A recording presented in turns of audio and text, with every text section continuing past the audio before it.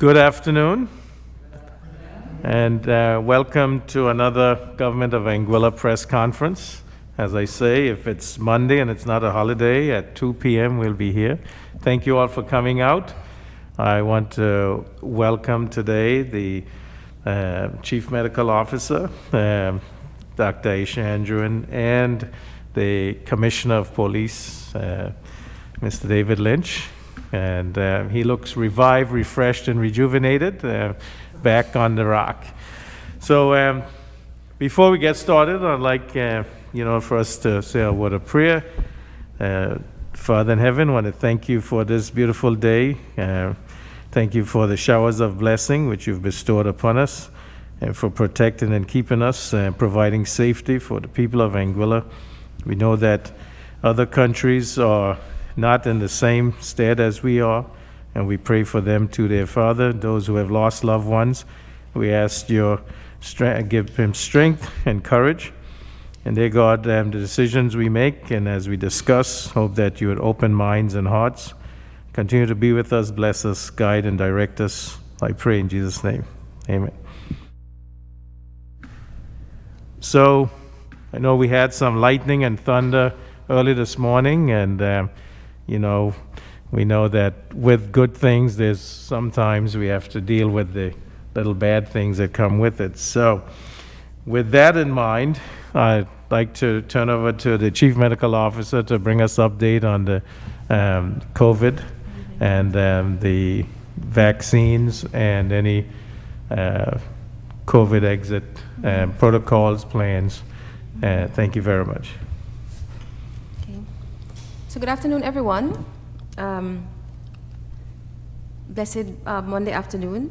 Just to say that not to go over the, this is going to be a brief update because as you will see from the latest press release, that we're trending in the right direction. So nothing much to update there except to say that we continue to see more recoveries than new cases. And our trend of household transmission, albeit the reduced numbers overall, continues and through the weekend. So I think we will continue on this path. We are well on our way to kind of resetting to where we were prior to this incident. So just to state, we continue with the current measures. I know a lot of people are asking when schools will reopen, when this and that will reopen. Afraid to set a hard date to that. We had said we're looking at like 2 incubation periods after the first or the last case of COVID within these current clusters. So we're a little bit set back because we had a few more cases on the weekend, but not as much as we have been seeing before. So we just have to continue same until we can readjust and reopen the schools and resume the face-to-face classes. Looking at vaccinations, we are continuing to vaccinate those with second doses, and we have additional appointments scheduled for this week at the polyclinic, Welch's Polyclinic. Persons continue to come in as they are being called. So nothing more for me to discuss at this moment. Just to say that every day we are more and more convinced that the vaccination coverage of the country has helped in this. Again, we look around to our Caribbean brothers and sisters and other places in the world that are hit at a lower vaccination coverage level, and you can see what this can really look like. Hundreds more cases and more hospitalizations and more deaths. And as they say, in every disappointment, there's an opportunity. We certainly think that health cluster scare earlier in the year helped because it really boosted our numbers. And so we continue keeping on this track, and hopefully things will be back to relatively normal in short order. So, any questions? I have a question. The incubation period, you said you want to go through 2 incubation. Mm-hmm. One, could you just better define what an incubation period is, how long it is, and what it is that you're looking for in that Yes, good period? question. Actually, the incubation period is typically 2 weeks. So conventionally, to declare that an outbreak is over, you typically wait for 2 of those incubation periods, so that would be roughly a month. Right? So that's the rough guide that we use. And of course, just important to note that we don't make unilateral decisions at the ministry. All of these things will be further subject to further discussion, and we just have to see how things play out. Things are looking very good right now, but you don't want to be complacent. We just have to see more of an improvement before we can make drastic changes to what we're doing, you know. I haven't heard anything in reference to the Pfizer vaccine for the children, and I know I might sound like a broken record, but what's the position right now with reference to new persons for vaccination? Is there an uptick in registration apart from those who get their second dose? No, we haven't seen an uptick in registration. That has plateaued for some time for first doses. What we are doing now is completing the second doses for those who have already received their first dose. As we say before and on every press conference, basically, it still would be of benefit to register your interest, because if we have numbers, we can go to the UK and say, we think we need so few more doses for first and second doses, but we would not be able to go to them empty-handed and say, well, we think there's an interest in the population when we're not seeing it, you know? So persons just need to continue registering. Similarly with the children as well. 12 and above, to register the interest on the portal. A lot of the debate, it was brought up last week about the position of the JCVI in the UK, and they were looking strictly at the health versus the health benefits in that population. They said they were not looking at any other societal implications, including school closures and whatnot. And even the debate within the UK itself, the debate about regarding what they will do going forward, it's still, a lot is on the table. You know that many other countries have decided to vaccinate younger and younger in their community, because they have assessed and they say that they believe that the benefits do outweigh the risks. And it's a debate, but in the first instance, as a population, we would like to know what the appetite is to vaccinate those persons. Incidentally, we were asked by the UK to submit our data, including the population size for that age group, those 12 and older, and the different age groups, an estimate of the vulnerable populations within those age groups. So it's an ongoing debate, but we do have to be ready with the information, and public interest and the acceptability is a big part of what we do in public health. So this is useful knowledge for us. We want that feedback. We want to know what the feeling is out there towards vaccinating those younger age groups as well. Good afternoon. Since the virus is more in the community lately, people have been asking what the regulations are from the health authority as far as sanitizing stores, banks, etc. Are there any regulations for this, or for the staff in these various places? It has been shown that the overwhelming majority of the spread is person to person. Person-to-person transmission, overwhelmingly so, less so fomites and surfaces. But good public health and hygienic practice doesn't need new regulations. You clean properly, you wash your hands. I mean, you don't need the Ministry of Health to create a regulation around that. We would think that persons in their businesses and so on would be cleaning normally. I don't think that's something we have to raise and go down that route. I mean, people got to do their part too, and not everything has to be fed to you or regulated. I mean, you know what I mean? Okay, that's what I figured, but so no additional. And we are seeing a decrease lately in cases through the public health measures that we have implemented. Yeah. So there's a drastic decline. So That makes sense. Yeah. Thank you.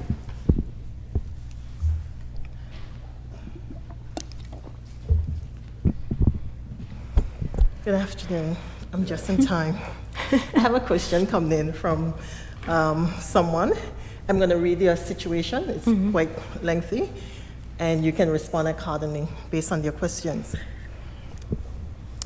So it says, a family friend went for testing in order to travel and was tested positive. Person is unvaccinated and asymptomatic. On follow-up contact tracing, some of his friends were tested.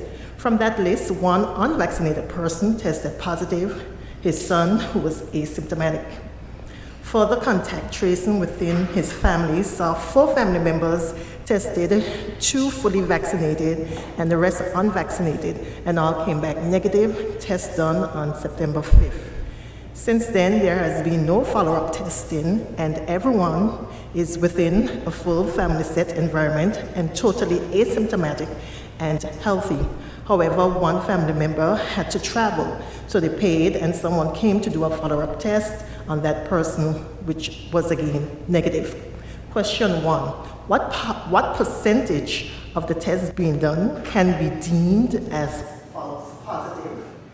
2, in doing follow-up contacts, when is the secondary testing required? That is, on which day?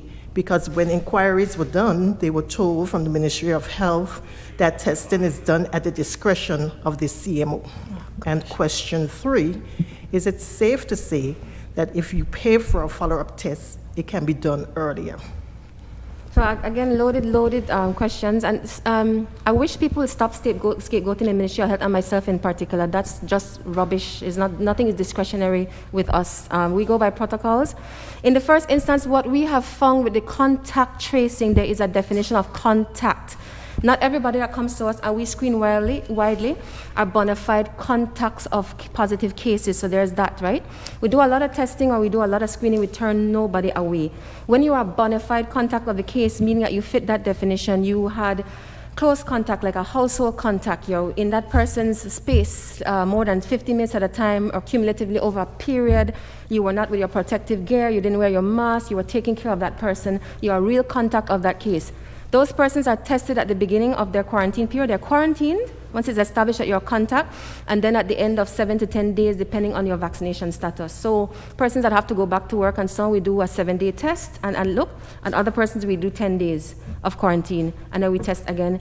You note that in several of our press releases, we mention that, oh, this is a contact of a person that tested positive at the end of the quarantine period. That's why we do the serial testing. So that's a lot of information given, but it depends on the situation. Maybe some of those persons were not deemed to be true contacts of the person, right? Not knowing a person or having some interaction with them makes you necessarily a contact. So we do have to decipher who is a contact and who is not a contact. Even so, we have been doing follow-up testing at day 4 for all the persons screened, even if they're not, if they don't fit the definition of contact. So we're doing a lot of that, a lot of layers to it, and it depends on the situation and the nature of contact and whether that person is truly a contact. Because technically, everybody would be in quarantine, and you don't want that either. Because we've had situations where if you do a broad brush with persons who are not even really contacts, you'll shut down whole institutions. That is not how contact tracing works, and that is not how it's meant to, what it's meant to do, right? So that person would have to call us directly to specifically look at that situation and to really tease out what the issues were, and it could be many, you know? So since we have the Commissioner of Police here, and we're talking about COVID restrictions, so on and so forth, I have 2 questions. One, there is still a lot of angst about the blank 25 number people going into stores, churches that differ tremendously in terms of size, and the enforcement of it. It's pretty much felt that it's unfair. It came up last week, and it was said that the reason a blank number was given, 25, was the ability to enforce. If it was by square foot, then it would just create more work. I'm not sure for whom. So I'm just wondering, 1, if that's going to be readdressed, and 2, is that going to be readdressed? Yeah, I can answer that. I think EXCO have done an excellent job. EXCO have listened to what the public have said, and they've actually changed the regulations so that number 25 has been removed. So at the moment, people have to work out on each of the premises how many people their premises can hold if each person has 30 square feet. So that will actually determine the number. So EXCO have listened, the regulations have been amended, and as a consequence, that arbitrary number, really, semi-arbitrary number, has been redefined. So we're now working on a slightly different set of regulations, which is based around the 30 square feet for each person, and that will then determine how many people each premises can have in it. So that amendment is now in effect? Yeah, that amendment came into effect last Thursday or Friday. Okay.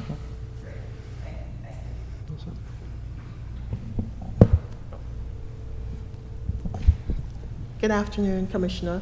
Can you give us an update on the shooting that happened over a month ago? Can you give us an update and tell us exactly what is going on? On the shootings? Yes. I'll just discuss it with the Premier. My focus on this presentation was very much about health. Yeah. So I'd much rather delay that till the press conference, which you'll be invited to by Randy Dick, but this is very much about health, and I wouldn't want the main messages of the health messages being just slightly sidelined by those other issues, really. This is a police COVID question. The 95 people who broke the regulations way back in April, what has been happening about that? Yeah, there were 96 actually in April, and of those 96, 14 were prosecuted. Sorry, could you take your mouse down? I can take it down a little bit. Yeah, 14 were prosecuted, 20 cases were withdrawn by the AG chambers. 20 will... Withdrawn. 2 were dismissed by the court because of mitigating circumstances. 1 was warned. There's 40 still to be prosecuted, and 19 files have just been finalised at the conclusion of the investigation to put them into the court system. So I can go through those numbers once more. 14 were prosecuted, 20 were withdrawn, 2 were dismissed, 1 was warned, 40 are still to be prosecuted, and 19 they're just finishing off building the crime files for those. Thank you. Okay. All right, thank you.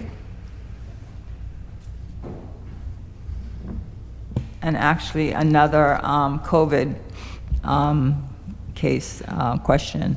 A couple weeks ago, we were told that a visitor, a resident from the United States, came to Anguilla under dubious circumstances in terms of the testing. Instead of doing the test that's required, they tried to use the rapid test to enter. Don't want names. Is that being prosecuted now? Well, I can answer that because I had to supply more information for the police, and they're taking statements, but the investigation is underway. But they have to investigate and interview several persons, and we were asked to supply that information as well.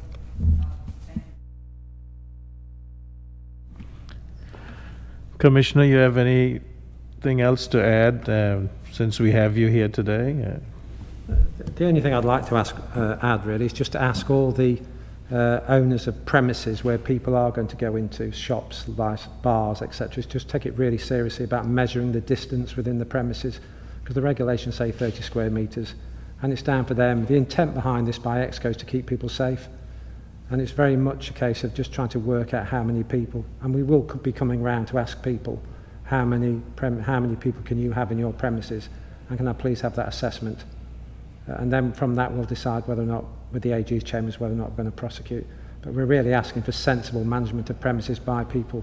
And that's, in all the press conferences I've done since I've been here, people have been really good at complying with the regulations because they know it keeps their communities safe. So I just ask the local premises owners just to take a slight time out of their day to really calculate how many people are going to have in those premises. And again, as you heard earlier on, certainly we will adapt to the requirements which EXCO set us, which are based on health assessments as well.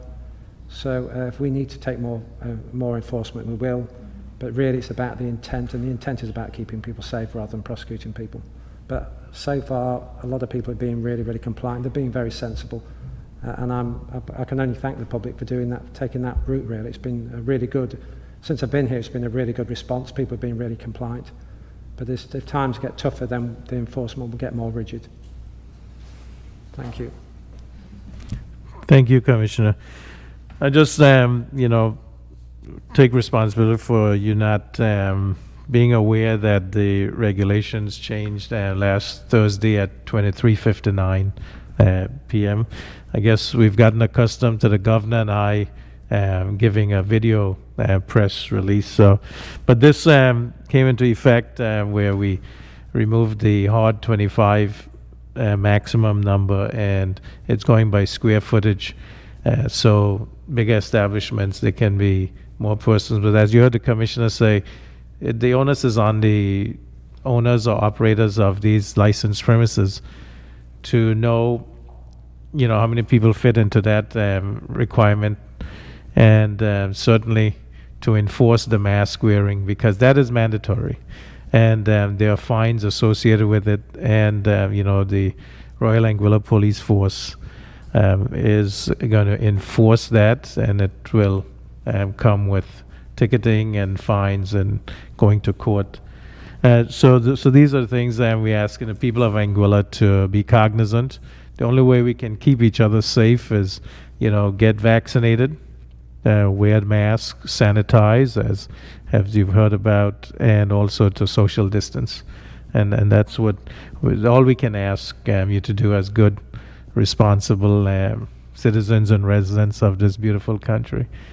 CMO, you have anything else to add before we release you? Nothing else, but as I was thinking about the scenario that Felicia had posed, and the only thing else I could think of adding is that we had situations with huge households. Remember when you're doing your contact tracing and isolation and quarantine, it must be that you are able to separate from the person that's positive. So the 7 and 10 for vaccinated, unvaccinated respectively holds. But there were situations, if you have a very crowded house and the persons are not able to isolate properly, then we'll keep the house for the 14 days until that person clears. Why? Because you see where the chain of infection can move through that house. So everything is paramount dependent on the ability to remove yourself from that infected person. So there's that other proviso. So in situations you have crowded houses, there's nowhere to go and persons can't isolate, then we remain and we clear the household. So that was the only other scenario I could have thought about for that in terms of the quarantine period. Are there any other questions for the Commissioner or the CMO before I allow them to go back to work?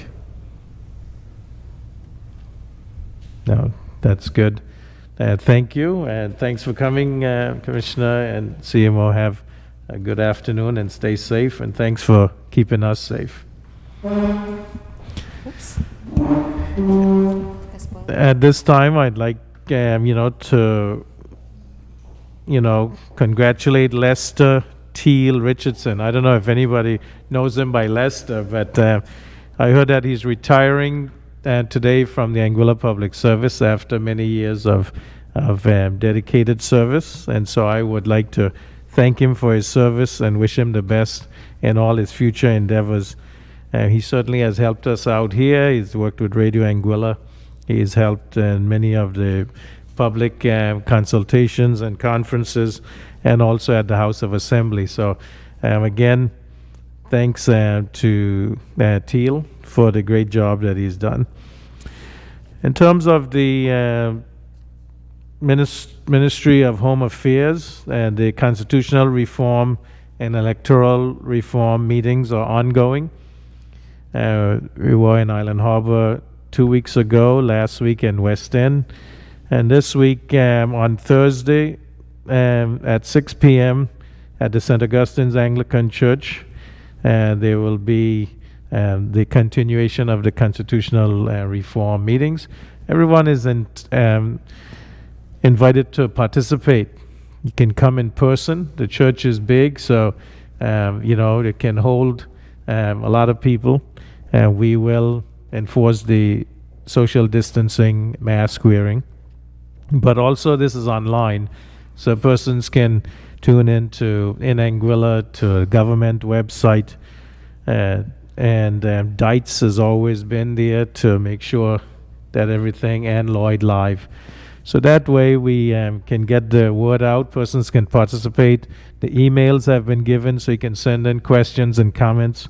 We do want this to be an all Anguilla participation, so that the Constitution, when it is reformed and you have a new Constitution, that it reflects the will of all the people of Anguilla.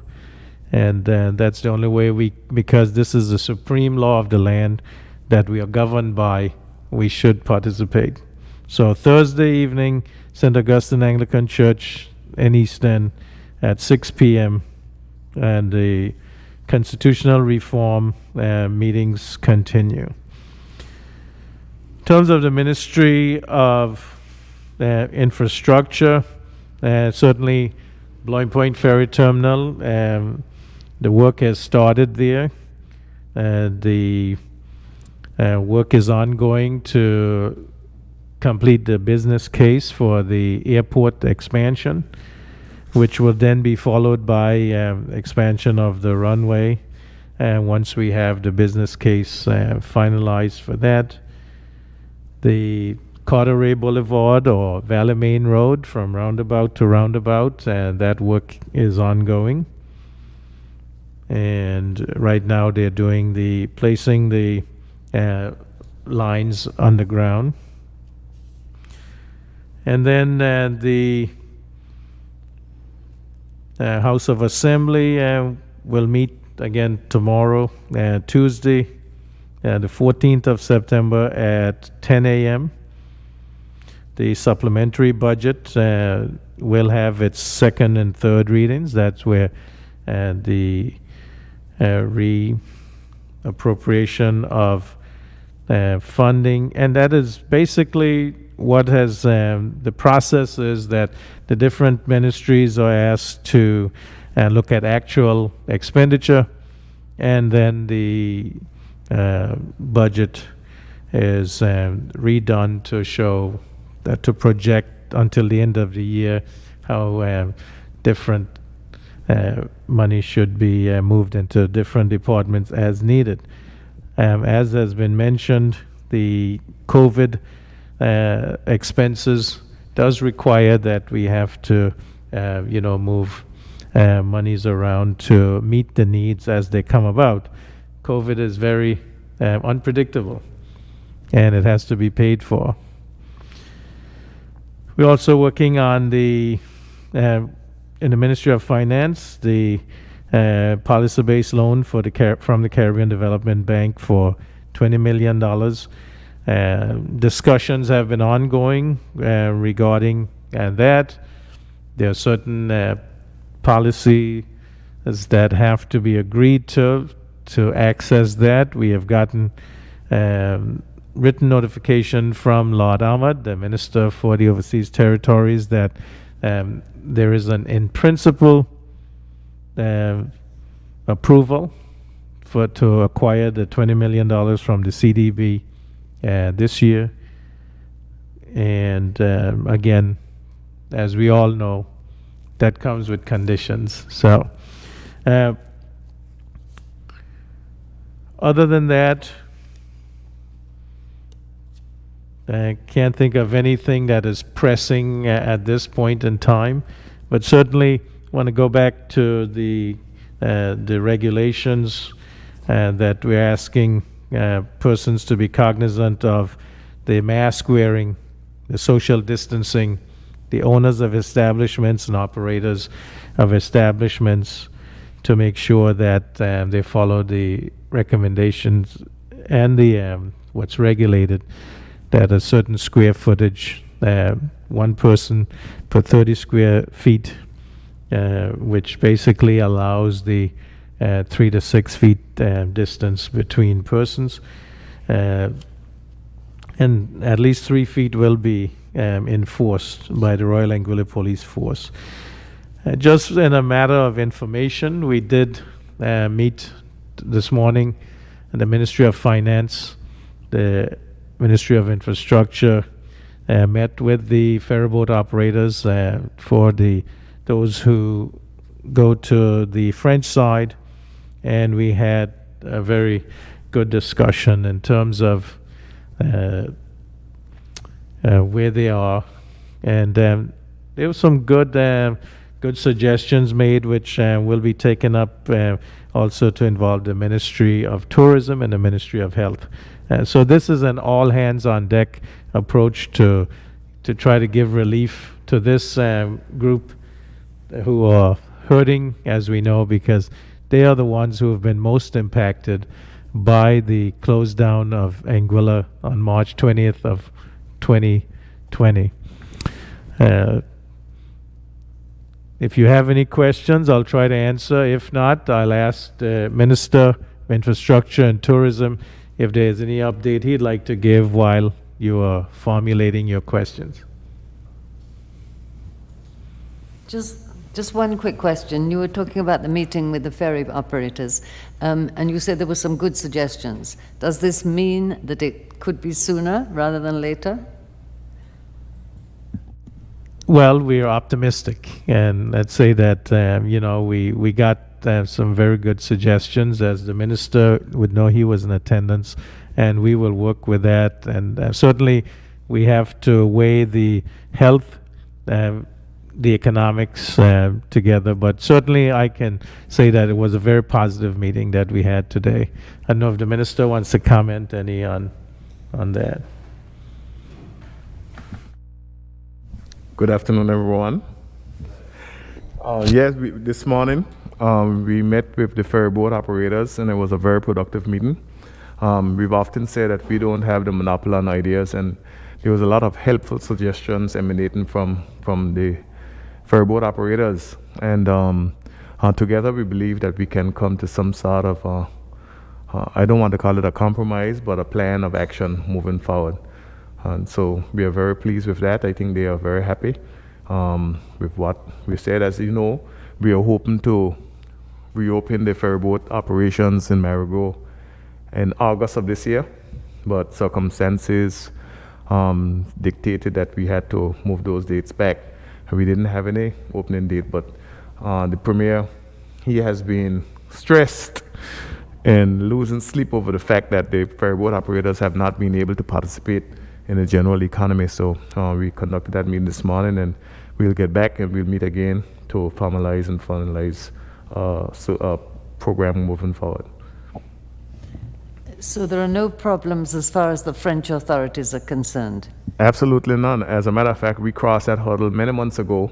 We had discussions with the officials over there. We had even requested that we be able to reinstate the very late night ferry, which would be the 11 o'clock ferry. They saw no impediments in moving forward. As you know, they redeveloped the terminal over there on the French side. And as the Premier earlier said, we are well on the way to developing our terminal on this side. So I believe it will enhance the experience between Marigot and Anguilla going forward.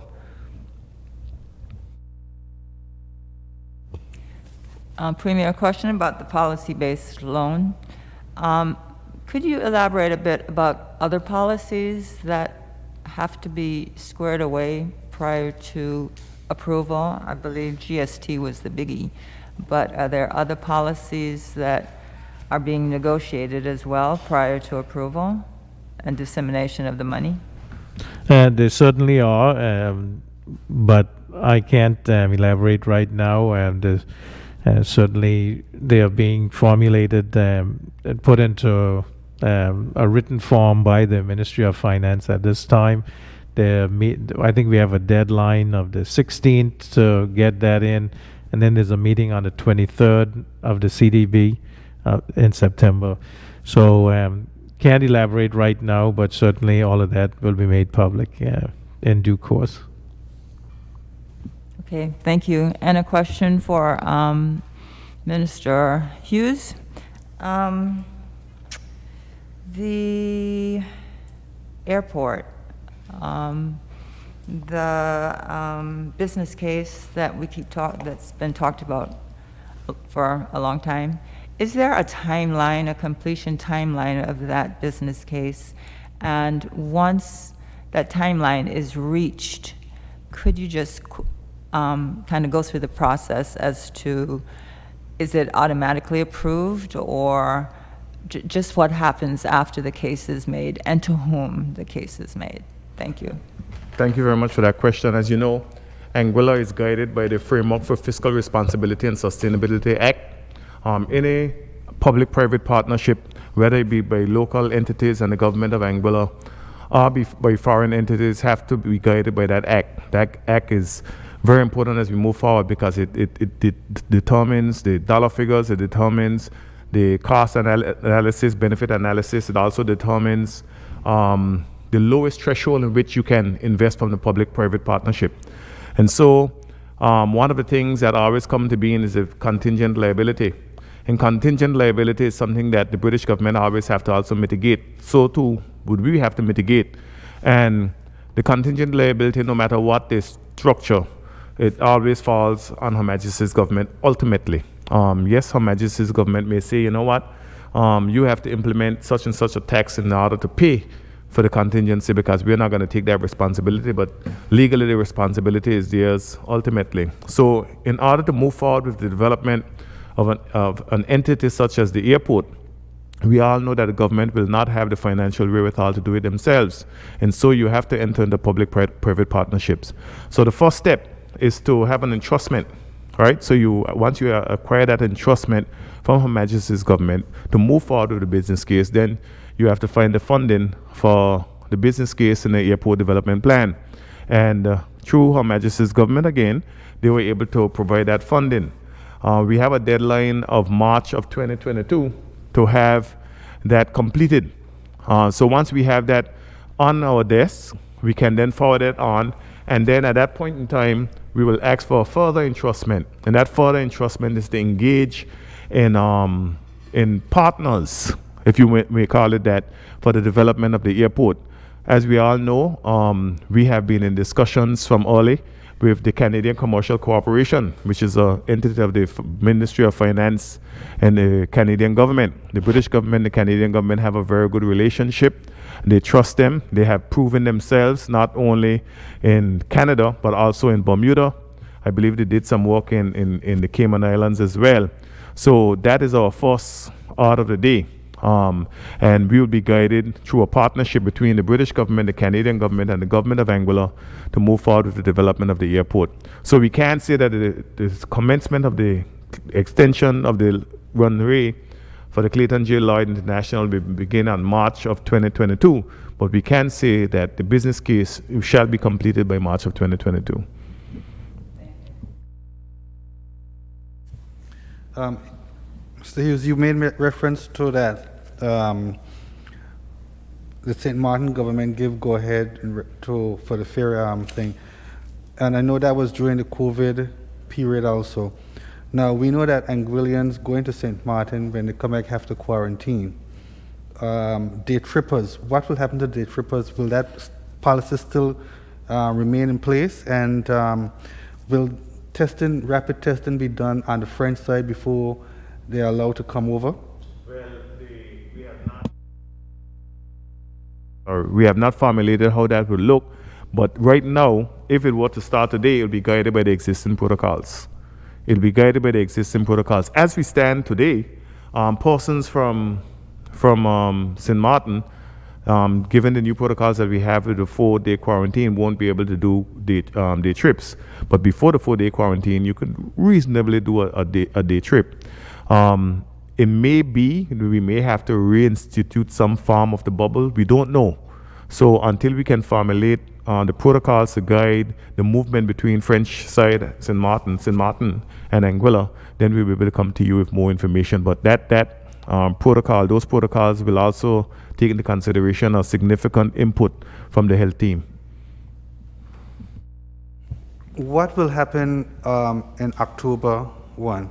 What's the procedure after that?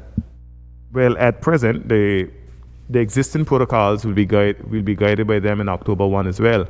As you know, before we had this outbreak, we were hoping that on October 1 we will evolve to a new protocol that will be less intrusive. But given the fact that we have what we have and where we are today, we have extended that to December 31st, 2021. So we're looking at January 1st at this point. Now, the Premier earlier said that, nothing is static, it's fluid. It depends on what we're looking at, not only globally, but what we're looking at in Anguilla, that will determine how we evolve in terms of our protocols. If we don't reach our herd immunity, which originally was 70%, now I'm hearing 80%, what will happen in January 1 in reference to the protocols of persons coming in? Well, again, that depends on how we are doing right now and at that time. So protocols will change based on the local epidemiology and the science as it change. That's why we are still asking persons to get vaccinated, and if they register at beatcovid19.ai and registering that interest, then we can get more vaccine doses here in Anguilla. And as you know, the plan is that we would get more AstraZeneca for adults, and we want to get a vaccine that's approved for children so that those 12 to 17 can be vaccinated also. And that's what we're working on with the United Kingdom. So that's why we're asking persons to register their interest, because if we can say we have X number of children that their parents have registered an interest in getting vaccinated, we can apply for those. If we have the adults who are now showing an interest and we have those registered, then we say we need X number of doses. That's where we are right now. I just wanted to say the other, what we're working on also is the underemployment benefits, extending that for August and September, because those expired on July 31st. We have been trying to, reallocate funds from different areas so that we can meet those, that, because we do know that, the hospitality sector is closed down essentially and won't open back up until November. And so we want to make sure we can, as best we can, help people to make it through. It is difficult on all sides, but we're doing what we can.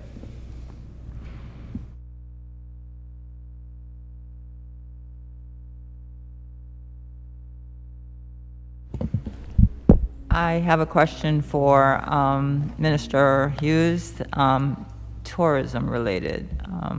I know that you monitor, everybody monitors social media, and there's been some very negative social media recently about incoming visitors and the treatment at the port, at Bloin Point port.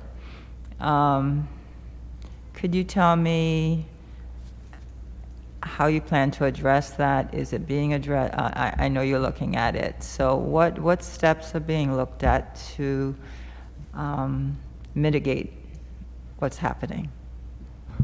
Well, as you know, we have been monitoring it firsthand. We all have been monitoring it, and it's unfortunate, and it's something that keeps us up at night. And we know starting December we'll have a significant more number of persons and new airlift coming to Anguilla. So we know that the Comptroller of Customs is fully aware. We know that the Deputy Governor, who is responsible for the public service, is fully aware, and they are working with it and working on it. We can urge, and we can prod, and we can beg, and we can plead, but there's a separation of powers and authority. And while we beg and plead, the truth of the matter is that they are aware of it and they are working on it, and so we are happy that they are working on it, and we hope that all of these issues can be fixed soonest. And some of these persons who have been who have felt violated, if I may use that term, they have been reached out to, and apologies have been granted, and so forth. And I think that we are in a better place today than we were when these incidents happen. And sometimes it's good that these things can be aired out, so that the attention that they so need can be had. And maybe it is that these issues were going on for a very long time, and it's just that people were not speaking out. But I've seen a huge amount of complaints from tourists and locals alike on the services that are provided at our border, and hopefully those will be ironed out very soon.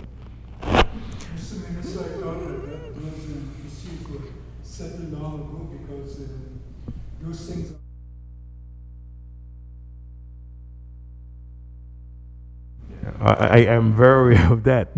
These issues are decades old, and we are very hopeful. We have a newly minted Comptroller of Customs.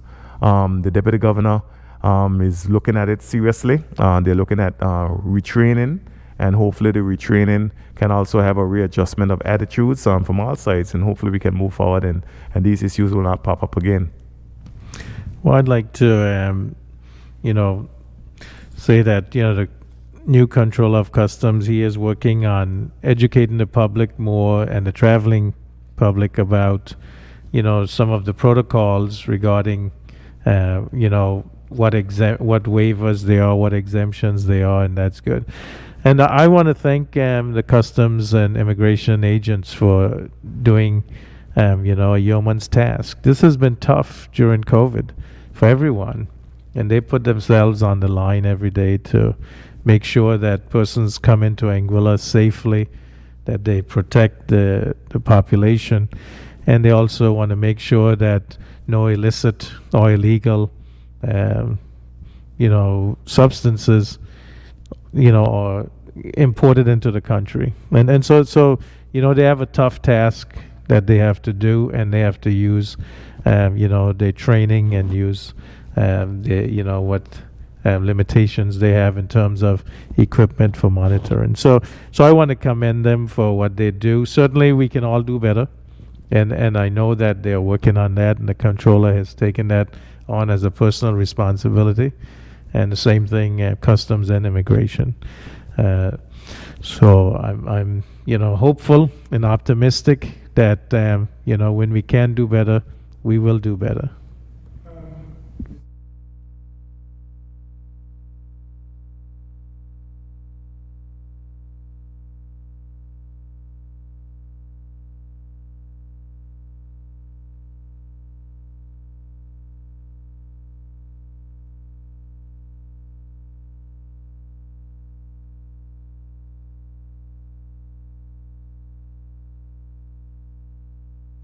Certainly, I agree with you, and that's what I was trying to hint at, that it's a two-way street, and we all have to be tolerant. And in these times, tolerance is what will get us through. Certainly, as I said, we're human. We all make mistakes, but if the attitude is, that they're doing their job, and you want to help them with doing that, then I think it does work well, and the attitudes will be good on both sides. Yeah. So thank you for that observation too. We all want to do what's best for this country and for the people of Anguilla, and protect the well-being of the country.